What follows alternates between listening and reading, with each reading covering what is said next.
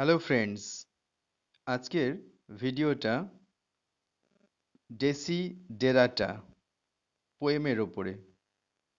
এটা লিখেছেন max আরম্যান।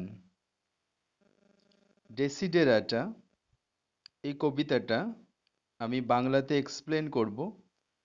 Explain করার আগে যারা এখনো পর্যন্ত চ্যানেলটাকে সাবস্ক্রাইব করনি, চ্যানেলটাকে সাবস্ক্রাইব করে নাও, নোটিফিকেশন অন করো, যাতে সবার আগে এডুকেশনাল ভিডিওগুলো তোমাদের কাছে পৌঁছতে পারে। ঠিক আছে? আর এই যে পোয়েট্রি ডেসিডেরাটা বাই ম্যাক্স আরমানের, এটা স্কুল কিংবা কলেজ স্টুডেন্টস এবং যারা জব ইন্টারভিউতে বসছো তাদের ক্ষেত্রেও এটা একটা অত্যন্ত গুরুত্বপূর্ণ পোয়েট্রি। তাহলে কবিতাটা এবার আলোচনা করা যাক। কবিতাটার মধ্য দিয়ে যাওয়ার আগে আমাদের কিছু জিনিস জানতে হবে এই কবিতা সম্পর্কিত। ফার্স্ট, এই যে ওয়ার্ড ডেসিডেরাটা, ডেসিডেরাটা এটা কিন্তু ল্যাটিন ওয়ার্ড। এর মানেটা কি? এর মানেটা হচ্ছে যেই জিনিসগুলো আমাদের দরকার, তার মানে ওয়ান্টেড থিংস। ডেসিডেরাটা এটা হচ্ছে প্লুরাল ওয়ার্ড, প্লুরাল নাউন। এর সিঙ্গুলার নাউন হচ্ছে desideratum, right? So desiderata is a plural word that means the desired things, the wanted things, the needs, মানে যেগুলো আমাদের দরকার জীবনে, যে জিনিসগুলো। তো সেইগুলোকে এখানে কবিতাতে টাইটেলে ডেসিডেরাটা নামক ল্যাটিন ওয়ার্ডের মধ্য দিয়ে প্রকাশ করা হচ্ছে, যার ইংলিশ মিনিং হচ্ছে ওয়ান্টেড থিংস বা নিডস, যেগুলো প্রয়োজনীয়তা, রাইট? তার মানে বোঝাই যাচ্ছে যে পোয়েট্রিটা আমাদের প্রয়োজনীয়তা নিয়ে ডিল করবে। তো এই পোয়েট্রিটার একটা বিষয় রয়েছে এর সোর্স নিয়ে। তার মানে কে এই কবিতাটা কম্পোজ করেছে এই নিয়ে অনেক কন্ট্রোভার্সি রয়েছে। কে লিখেছিলেন এই পোয়েট্রিটা? সত্যি কি ম্যাক্স আরমান লিখেছিলেন, না অন্য কেউ লিখেছিলেন, সেটা এখনো অধরা। এই নিয়ে কন্ট্রোভার্সিও রয়েছে। তার কারণ যেটা কমন মিথ বলছে, কমন মিথ মানে কি সাধারণ বিশ্বাস, যেটা হুম যেটা মানুষের মুখে মুখে প্রচার হচ্ছে, অনেক সময় হয়েছে, এখনো হচ্ছে ক্রিটিক্সদের মধ্যে, যে এটা বুঝি লেখা হয়েছিল 17th সেঞ্চুরির দিকে, হুম কোনো এক মানুষের দ্বারা, যার নাম আমাদের কাছে অজানা। এবং এই কপিটা প্রথম পাওয়া গিয়েছিল একটা চার্চে, রাইট? এবং সেই চার্চটা, কেউ কেউ বলছে ব্যালটিমোর চার্চ, হুম ওই চার্চেই এই লেখাটা পাওয়া গিয়েছিল, এই নীতিবাক্যের লেখাটা, এবং সেটা 17th সেঞ্চুরিতে। হুম যার ফলে এর অরিজিনাল যে অরিজিন, সেটা কিন্তু এখনো আমাদের কাছে আননোন। তবে এটা ঠিক 20th সেঞ্চুরিতে ম্যাক্স আরমন এটাকে লিখেছেন। এই একই জিনিসকে লিখে উনি নিজের নামে পাবলিশড করেছেন কপিরাইট দিয়ে। যার ফলে আমরা এখন থেকে এই কবিতাটাকে ম্যাক্স আরমনের কবিতা হিসেবেই আমরা কিন্তু জানি। এবার ম্যাক্স আরমন কে ছিলেন? ম্যাক্স আরমন ছিলেন একজন রাইটার, পোয়েট, আবার উনি একজন লয়ারও ছিলেন। মানে অনেক লিগ্যাল ম্যাটার্স ডিল করতেন লফুল্লি, রাইট? অ্যান্ড এই কবিতাটা আসলে একটা নীতিবাক্য। আমাদের জীবনে কি করা উচিত, কি করা উচিত নয়, কিভাবে চলা উচিত, কিভাবে সার্ভাইভ করা উচিত, এথিক্যাল কিছু ট্রিক্স এখানে দেওয়া হয়েছে। তার মানে this poetry is a moral lesson, আমাদের নৈতিক শিক্ষা দেয় এই কবিতাটা। আর এই কবিতাটার মধ্যে আমরা কিন্তু বিশেষভাবে দেখব যেটা, সেটা হচ্ছে এই কবিতাটা হচ্ছে প্রোজ পোয়েট্রি। তার মানে কি গদ্য কবিতা, তার মানে ইন ফর্ম অফ প্রোজ, হ্যাঁ, এটাকে লেখা হয়েছে। আর এটাতে ব্ল্যাঙ্ক ভার্স, তার মানে কোনো ভার্সিফিকেশন নেই, ছন্দ নেই, কিছু নেই, জাস্ট প্রোজের মতো লেখা হয়েছে, সেই জন্য এটাকে গদ্য কবিতা বলা হয়। আর এই কবিতাটা আমরা জানি প্রত্যেকটা কবিতা সোসাইটিকে রিলেট করছে, সোশ্যাল কন্ডিশনকে রিলেট করছে। তো তো এর অরিজিনাল অরিজিন নিয়ে যে কন্ট্রোভার্সি রয়েছে, যে এটাকে চার্চে প্রথম পাওয়া গিয়েছিল, হুম, এটার অরিজিন, এর উৎস হচ্ছে এখনো অজানা, অধরা। তবে ম্যাক্স আর্মন যেহেতু এটাকে লিখে পাবলিশড করেছেন ওনার নামে, তাই উনি এর হচ্ছে কম্পোজার, এটা হিসেবে আমরা আপাতত মেনে নিই। তো সেই হিসেবে যদি দেখা যায়, তাহলে ম্যাক্স আর্মন 20th সেঞ্চুরিতে বিলং করছেন। তাহলে কি এই কবিতাটা সোসাইটিকে কি রিলেট করছে? এই কবিতাটা কিন্তু বিশেষভাবে সোসাইটিকে খুব একটা রিলেট করছে না। এটা তো নীতিকথা, মোরাল লেসন, সারা জীবন সব টাইমের ক্ষেত্রেই, হুম, সব সময়ের জন্য এটা মানুষের কাছে প্রযোজ্য। সেটা হতে পারে 16th সেঞ্চুরি কিংবা 17th সেঞ্চুরি কিংবা 19th সেঞ্চুরি কিংবা 20th সেঞ্চুরি। তার মানে অলওয়েজ, হ্যাঁ, this is a moral lesson to the people. Hmm. তো যার ফলে যদিও এই কবিতার ন্যূনতম প্রাসঙ্গিকতা থাকতে পারে 20th সেঞ্চুরি টাইমটার সঙ্গে, তার কারণ 20th সেঞ্চুরি তো একটা ডিফিকাল্ট টাইম ছিল for the advent of so many ideas, so many things, right? So তবুও আমরা এটাকে এইভাবে দেখব না যে এটা সোসাইটিকে রিলেট করছে এই কবিতাটা, বা কিছু সোশ্যাল ইনফরমেশন দিচ্ছে এই কবিতাটা। যেরকম সমস্ত কবির কবিতা লেখার পিছনে কিছু কারণ থাকে, সেখানে সোশ্যাল ইনফরমেশনস থাকে। হুম। তো এরকম কিছু কিন্তু আমরা এখানে পাবো না, তার কারণ এটা পুরোটাই একটা মোরাল লেসন, যেটা আমাদেরকে ম্যাক্স আরমান আমাদের সামনে রিপ্রেজেন্ট করেছেন। হুম। এবং এই মোরাল লেসন তো কখনো পুরনো হয় না। সেটাও সেটা আদিতেও যা ছিল, মানে অতীতেও যা ছিল, বর্তমানেও তাই থাকবে এবং ভবিষ্যতেও তাই থাকবে। এটা সবসময় মানুষের জীবনে প্রযোজ্য। তো কিছুটা হয়তো মডার্নিটিকে রিলেট করতে পারে, তার কারণ মডার্ন বিহেভিয়ার তো চেঞ্জ হয়েছে। তো সেই সময় মানুষ বেঁচে থাকতে গেলে, সার্ভাইভ করতে গেলে কি পলিসিতে হাঁটা উচিত, কিভাবে মানুষকে এথিক্যালি চলা দরকার, তো সেদিক থেকে কিছুটা হলেও মডার্ন কমন পিপলদের কাছে এটা হেল্পফুল হতে পারে। কিন্তু এতখানি নয় যে এটা সম্পূর্ণরূপে সোসাইটিকে রিলেট করছে বলে আমরা বলতে পারি। ক্লিয়ার? এবার আর কয়েকটা জিনিস বলবো কবিতাটা বাংলাতে এক্সপ্লেন করার আগে, যে এর মধ্যে কি কি আছে আসলে। প্রথমে তো বলেছি it's a moral lesson. It teaches us how to survive in difficulty, right? যখন খুব ডিফিকাল্টির মধ্যে আমরা আছি, কিভাবে সার্ভাইভ করতে হবে এটা আমাদের শিক্ষা দিচ্ছে। হুম। এবং how to consider the day to day day life, প্রতিনিয়ত জীবনটাকে আমরা কিভাবে বিবেচনা করব, হুম, সেই শিক্ষা আমাদেরকে দিচ্ছে এই পোয়েট্রিটা। তো এই পোয়েট্রি তাহলে একটা guidelines, right? Guidelines of life to be followed. আমরা জীবনে কি কি গাইডলাইন অনুসরণ করে চলবো, সেই জিনিসগুলো মেনলি তুলে ধরছে। এবং এখানে গুড পিপল, ব্যাড পিপল, মানে ভালো মানুষ, খারাপ মানুষ, উভয়েরই তথ্য রয়েছে। Hmm. And how to approach the life to the world around, এটাও কিন্তু দেখানো হয়েছে যে কিভাবে আমরা আমাদের ওয়ার্ল্ডে অ্যাপ্রোচ করব, রাইট? এবং মোস্ট ইম্পর্টেন্ট যেটা, সেটা হচ্ছে স্পিরিচুয়াল কানেকশন।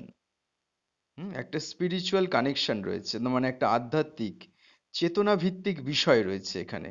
হুম। যেটা কিন্তু হেভেনের সঙ্গে হিউম্যান মাইন্ডকে কানেক্ট করছে এবং আমাদেরকে একটা হেভেনলি লাইফ দিচ্ছে, একটা এথিক্যাল লাইফ দিচ্ছে, একটা স্পিরিচুয়াল লাইফ প্রোভাইড করছে। তো আর একটা জিনিস যেটা, সেটা হচ্ছে টলারেন্স, রাইট? আমাদেরকে টলারেন্স শেখাচ্ছে। দিস পোয়েট্রি ইজ টিচিং আস, হ্যাঁ, টলারেন্স। টলারেন্স মানে সহনশীলতা, এন্ডিউরেন্স, সহ্য ক্ষমতা। তো এই জিনিসটাও কিন্তু আমাদের এই পোয়েট্রিটা শেখাচ্ছে। So now let's explain line by line in Bengali. এটা একটা অত্যন্ত বড় কবিতা, যার ফলে হয়তো ওয়ান ভিডিওতে it can not be completed. তো দেখা যাক কতদূর করা যেতে পারে। প্রথমে কি বলেছে? First line I will explain in Bengali obviously. Go placidly amid the noise and the haste, and remember what peace there may be in silence.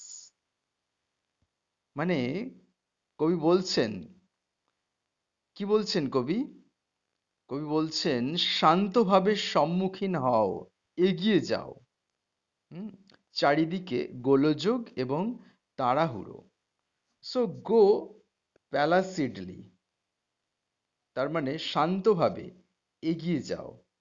হুম, প্যালাসিডলি মানে কোয়াইটলি, কোয়াইটলি সম্মুখীন হও কোনো কিছুর। Amid the noise and the haste. Hmm, তার মানে আমাদের চারিদিকে রয়েছে নয়েজ, মানে গোলযোগ, হেস্ট মানে তাড়াহুড়ো। তাহলে আমরা গোলযোগ এবং তাড়াহুড়ো নিয়ে ঘেরা রয়েছি, যার ফলে আমাদেরকে শান্তভাবে সবকিছুর সম্মুখীন হওয়া দরকার। আবারও বলছেন and remember what peace there may be in silence, এবং মনে রেখো যে শান্তি রয়েছে নীরবতায়। Right. As far as possible, যতদূর পারো, without surrender, be on good terms with all persons. যতদূর পারো ধরাশায়ী না হয়ে সকল ব্যক্তির প্রতি বন্ধু সুলভ হও। ক্লিয়ার?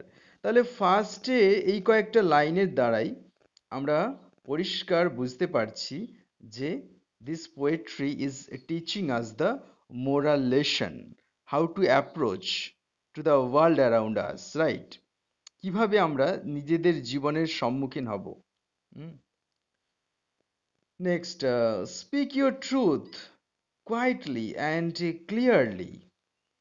যেটা সত্যি সেটা বলো শান্তভাবে এবং পরিষ্কারভাবে। অ্যান্ড লিসেন টু আদার্স, এবং অন্যান্যদের কথাও শোনো। তার মানে কি শুধু নিজে বললে হবে না, লিসেন টু দ্য আদার্স, অন্যের কথাও শুনতে হবে, তাদেরকেও বোঝার চেষ্টা করতে হবে। ইভেন টু দ্য ডাল অ্যান্ড দ্য ইগনোরেন্ট, এমনকি সে যদি বোকাও হয় এবং অজ্ঞও হয়। দে টু হ্যাভ দেয়ার স্টোরিজ, তাদেরও জীবনে বলার অনেক কিছু রয়েছে, তাদেরও জীবনের গল্প রয়েছে, সেইগুলো আমাদের শোনা দরকার। Right? Next, avoid loud and aggressive persons. It's a guideline, instruction, warning. Right?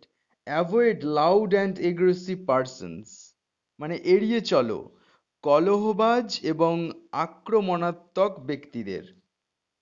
তাহলে অ্যাভয়েড এড়িয়ে চলো, লাউড মানে কলহবাজ, অ্যান্ড এগ্রেসিভ পার্সনস আক্রমণাত্মক ব্যক্তিদের। দে আর ভেক্সিশিয়াস টু দ্য স্পিরিট, তারা তোমার কাছে খুব ক্ষতিকর, তারা তোমার স্পিরিট, তোমার আত্মার প্রতি তারা অত্যন্ত ক্ষতিকর, তাদেরকে তুমি এড়িয়ে চলো। If you compare yourself with others, যদি তুমি নিজেকে অন্যান্যদের সঙ্গে তুলনা করো, you may become vain or bitter, তাহলে তুমি হতে পারো বৃথা এবং তিক্ত।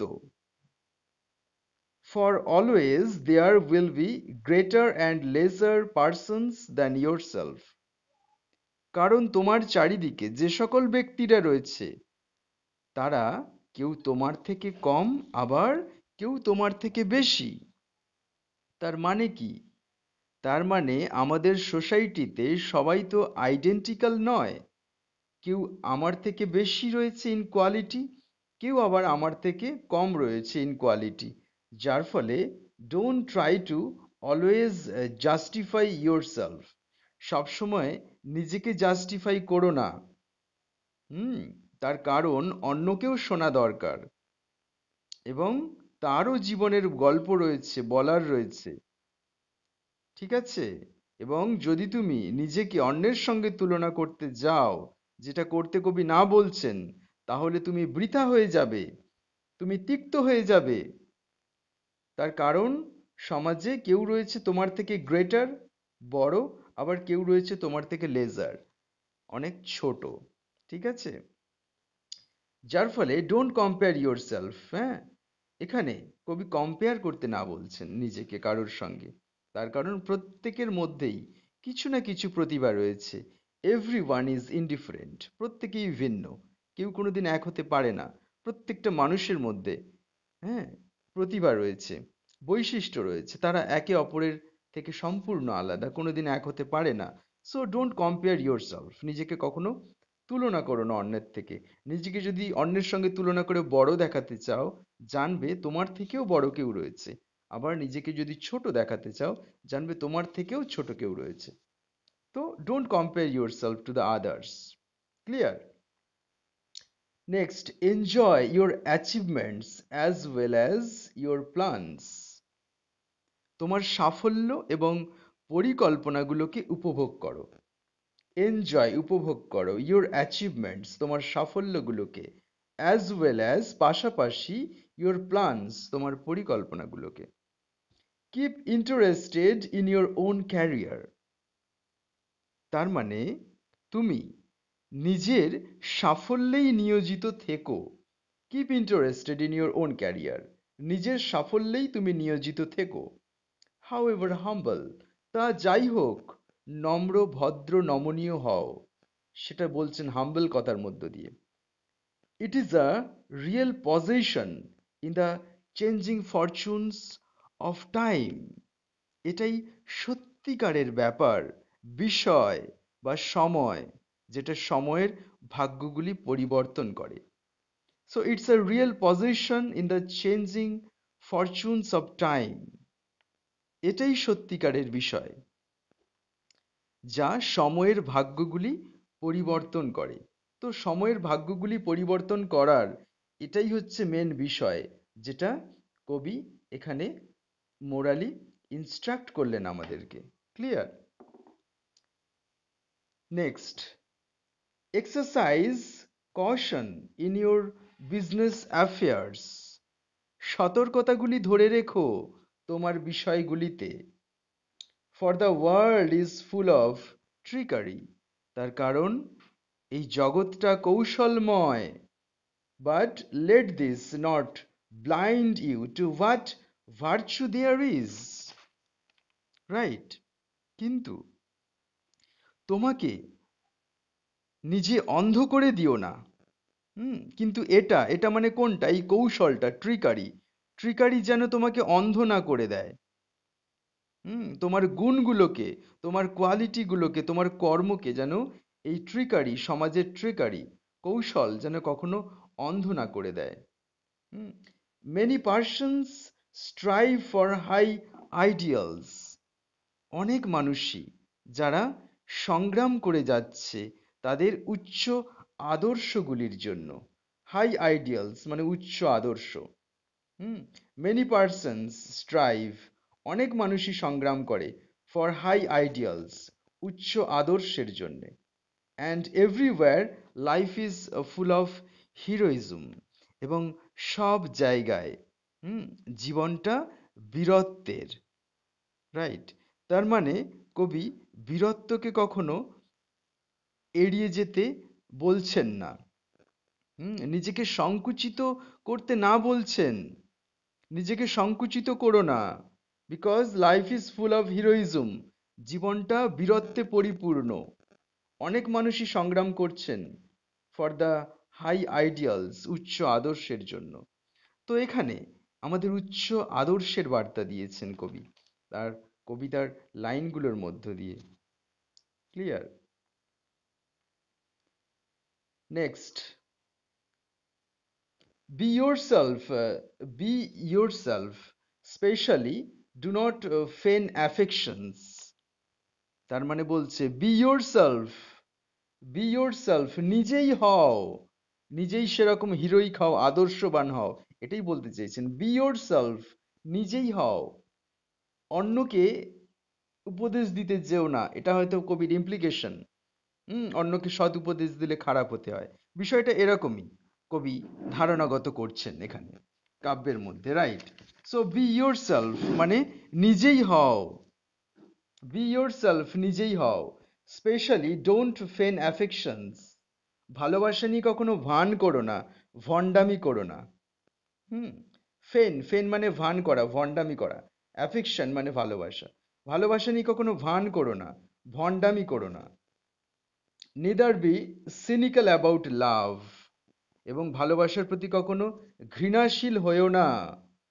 For in the face of all aridity and disenchantment, it is as perennial as the grass. কারণ রুক্ষতা এবং বিভ্রান্তির সময় ভালোবাসাই চিরজীবী হয়ে তোমার পাশে থাকে, right? So neither be cynical about love, তার মানে ভালোবাসার প্রতি কখনো ঘৃণাশীল হয়েও না। For in the face of all aridity and disenchantment, তার মানে ওয়েন, যখন তুমি বিভ্রান্তির মধ্যে রয়েছো। অ্যারিডিটি মানে রুক্ষতা, শুষ্কতা, ড্রাইনেস। আর ডিসএনচেন্টমেন্ট মানে বিভ্রান্তি। তাহলে যখন তুমি শুষ্কতা বা রুক্ষতা এবং বিভ্রান্তির মধ্যে রয়েছো, তখন love, it is a perennial as the grass. It মানে কার কথা বলছেন? ইট মিনস লাভ। লাভ, ভালোবাসা। ভালোবাসা সেই সময় কি করে? As perennial as the grass, যেরকম ঘাস চিরজীবী। হুম ঘাসকে কখনো উৎপাটন করা যায় না, মেরে ফেলা যায় না। একেও কোনোদিন তুমি হারাবে না।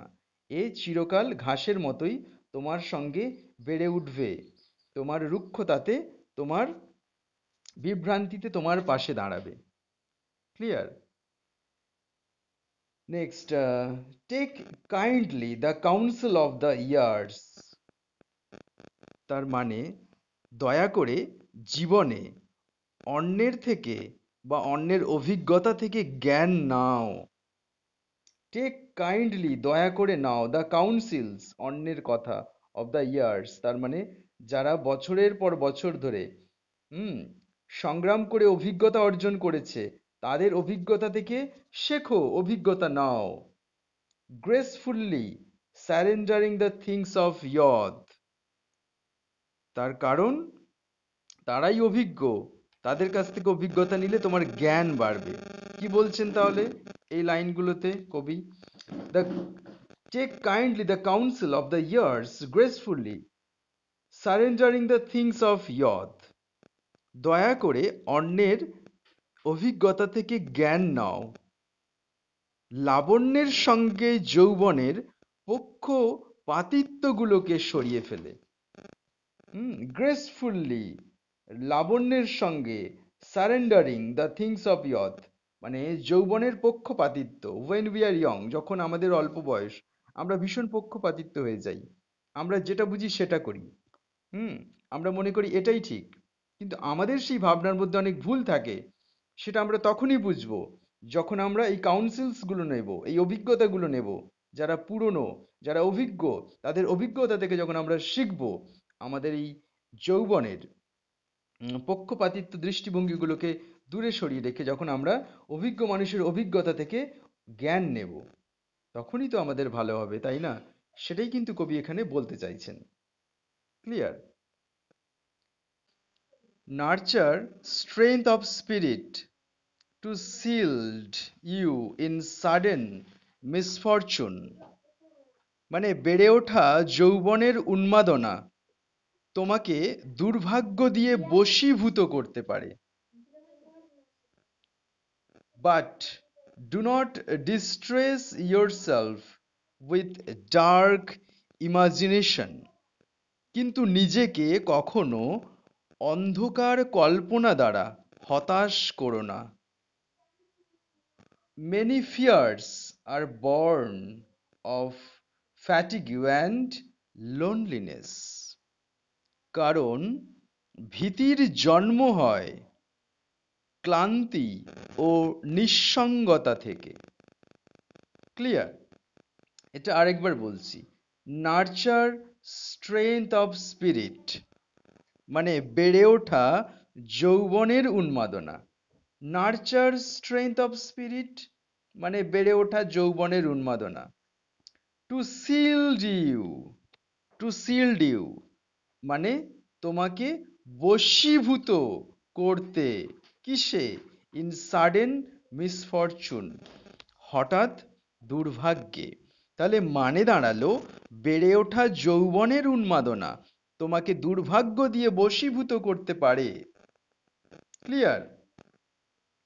But don't distress yourself with dark imaginations, কিন্তু অন্ধকার কল্পনা দিয়ে, তার কারণ তুমি যুবক, you have youth, you can have the dark imaginations, খারাপ খারাপ ভাবনা তোমার থাকতে পারে।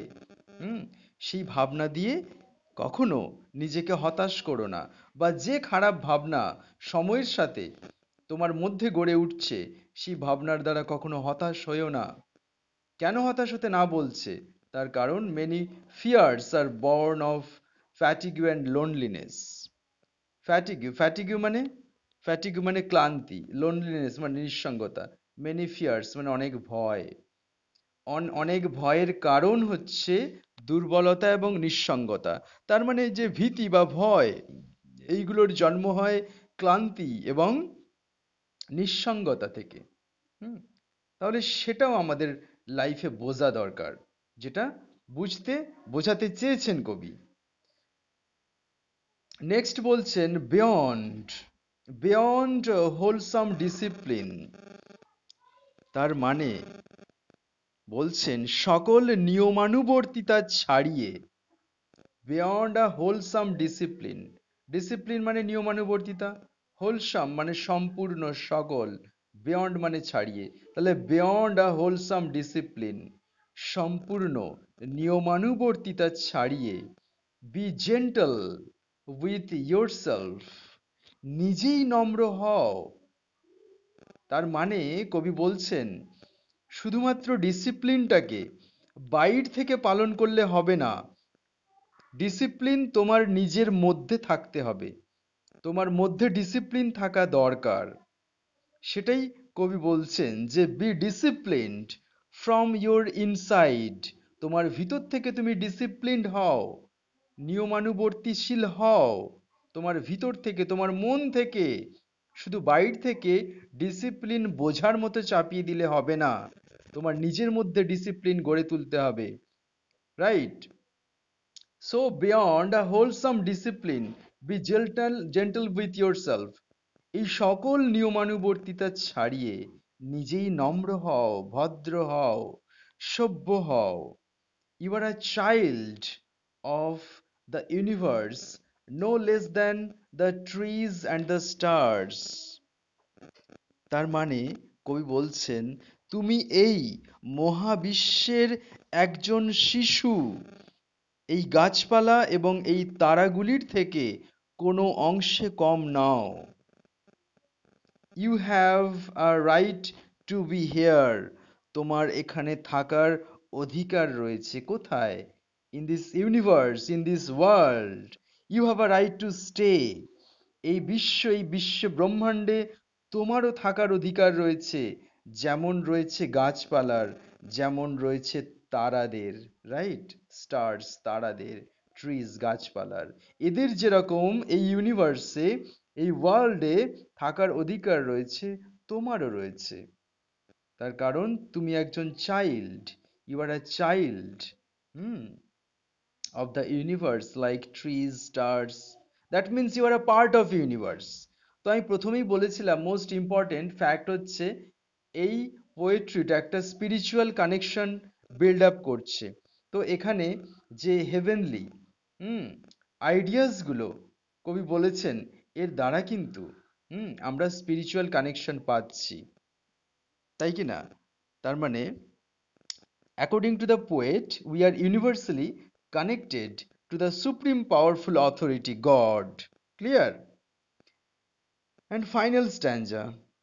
And whether or not it is clear to you, তোমার কাছে এটা স্পষ্ট কি স্পষ্ট নয়, no doubt the universe is unfolding as it should. তোমার কাছে এটা স্পষ্ট কি স্পষ্ট নয়, সে নিঃসন্দেহে যে মহাবিশ্ব উদ্ঘাটন করে চলেছে। তার মানে and whether or not it is clear to you, এটা তোমার কাছে স্পষ্ট কি স্পষ্ট নয় এটা জানি না, কিন্তু নো ডাউট নিঃসন্দেহে দ্য ইউনিভার্স এই বিশ্ব ব্রহ্মাণ্ড is unfolding as it should. তার মানে এই বিশ্ব ব্রহ্মাণ্ড ব্রহ্মাণ্ড আমাদেরকে প্রতিনিয়ত অনেক কিছুই শিখিয়ে যাচ্ছে, অনেক কিছুই প্রদান করে যাচ্ছে, অনেক কিছুই উদ্ঘাটন করে যাচ্ছে। ইজ আনফোল্ডিং, উদ্ঘাটন করে চলেছে কে? এই universe.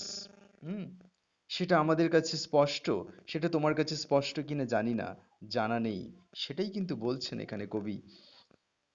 Therefore be at peace with God, এখানে সম্পূর্ণ স্পিরিচুয়াল কানেকশন পেয়ে গেলাম। সুতরাং কবি বলছেন সুতরাং কবি বলছেন যে be at peace with God, তার মানে ঈশ্বরের সঙ্গে শান্তির চেতনায় মিলিত হও। Whatever you conceive him to be, ঈশ্বরকে তুমি যা বলেই মনে করো না কেন, তোমার কাছে ঈশ্বরের উপস্থিতি যাই হোক না কেন, এখানে গড, গড হচ্ছে সুপ্রিম পাওয়ারফুল অথরিটি। আবার এখানে হিম বলছে, হিমের এইচ হচ্ছে ক্যাপিটাল, বড় হাতের বড় অক্ষরে লেখা এইচ। তার মানে কি? পার্সনিফাইড ফিগার এখানে হিম। কে? God. God is a supreme powerful authority.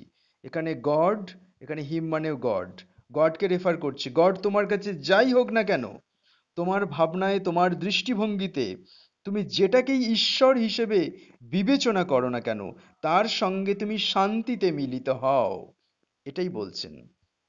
And whatever your labours and aspirations in the noisy confusion of life, এবং যাই হোক তোমার শ্রম এবং বাসনাগুলি এই গোলযোগপূর্ণ হতাশাময় জীবনে, keep peace in your soul, তোমার মনের মধ্যে শান্তি রেখো।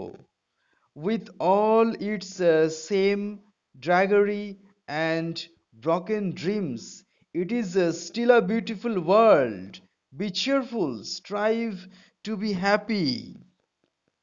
তার মানে সকল মিথ্যা কঠোর পরিশ্রম এবং ভাঙা স্বপ্ন সত্ত্বেও এই বিশ্ব জগৎ সুন্দর। প্রফুল্ল হও, সুখী হওয়ার জন্য সংগ্রাম করো। রাইট। এই ফাইনাল স্ট্যান্জা হচ্ছে ভেরি ভেরি ইম্পর্টেন্ট একটা স্ট্যান্জা, এটা আমি ফার্দার এক্সপ্লেন করছি। And whether or not it's clear to you, এটা তোমার কাছে স্পষ্ট কি স্পষ্ট নয়, নো ডাউট নিঃসন্দেহে দ্য ইউনিভার্স ইজ আনফোল্ডিং, এই বিশ্বব্রহ্মাণ্ড অনেক কিছুই উদ্ঘাটন করে চলেছে। অ্যাজ ইট শুড, যেমনটি করা উচিত। তার মানে এই ইউনিভার্স আমাদের কাছে ইজ আ লেসন, যেখান থেকে আমরা অনেক কিছু শিখতে পারছি। আমাদের ভাবনার বাইরেও অনেক কিছু উদ্ঘাটন করে চলেছে ইউনিভার্স, যেগুলো আমরা ধারণাতেও কোনোদিন আনতে পারি না। Hmm, therefore be at peace with God, সুতরাং ঈশ্বরের ভাবনায় মিলিত হওয়ার কথা বলছেন। হুম, তার মানে কবি বলছেন your earthly people, be connected to the God who is a part of heaven, who is a part of true existence. Hmm, তার মানে ঈশ্বর হচ্ছে একমাত্র চিরন্তন এবং সত্য অস্তিত্ব, যার সঙ্গে তুমি সংযুক্ত হও শান্তিতে। তার মানে স্পিরিচুয়াল কানেকশন রয়েছে কবিতার মধ্যে। It's a spiritual poem giving us the moral lesson. Therefore be at peace, সুতরাং therefore be at peace with God, সুতরাং ঈশ্বরের সঙ্গে তুমি শান্তিতে মিলিত হও। Whatever you conceive him to be, তোমার কাছে ঈশ্বর যেই হোক না কেন। ঈশ্বরের তো অনেক ডেফিনেশন রয়েছে। ভগবানকে অনেকে অনেক রকমভাবেই পুজো করে থাকেন। কারুর কাছে মানুষই ভগবান, কারুর কাছে মূর্তি ভগবান, কারুর কাছে ভগবান নিরাকার। তার মানে ভগবান তোমার কাছে যাই হোক না কেন, whatever you conceive him to be, তুমি ভগবানকে যে হিসেবেই মানো না কেন, hmm, be be be at peace with God, ওই গডের সঙ্গে তুমি শান্তিতে মিলিত হও। তার মানে reconciliation to God. Clear? And whatever your labours and aspirations, যা কিছু তোমার লেভার্স শ্রম, অ্যাসপিরেশনস বাসনা উচ্চাকাঙ্ক্ষা, in the noisy confusion of life. এই জীবনে, কিরকম জীবন? কনফিউশন, যেখানে নয়েজি জীবন। হুম তার মানে কবি বলছেন, যাই হোক তোমার শ্রম বাসনাগুলি এই গোলযোগপূর্ণ হতাশময় জীবনে। ক্লিয়ার? নয়েজি মানে গোলযোগপূর্ণ, কনফিউশন মানে হতাশময়। তাহলে কি দাঁড়ালো? ইয়োর ওয়েট, ইয়েস, কি দাঁড়ালো? ইয়োর লেবার্স, তোমার শ্রমগুলি, অ্যান্ড অ্যাসপিরেশনস, তো and what ever your labours and aspirations, যাই হোক না কেন তোমার লেবার্স শ্রম, তোমার অ্যাসপিরেশনস আকাঙ্ক্ষা বাসনা, in the noisy confusion of life, গোলযোগপূর্ণ হতাশময় জীবনে। নয়েজি গোলযোগপূর্ণ, কনফিউশন অফ লাইফ হতাশময় জীবনে।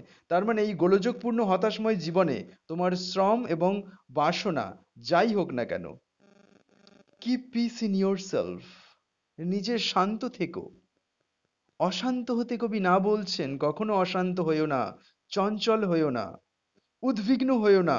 তার মানে সব ঈশ্বরের হাতে ছেড়ে দাও।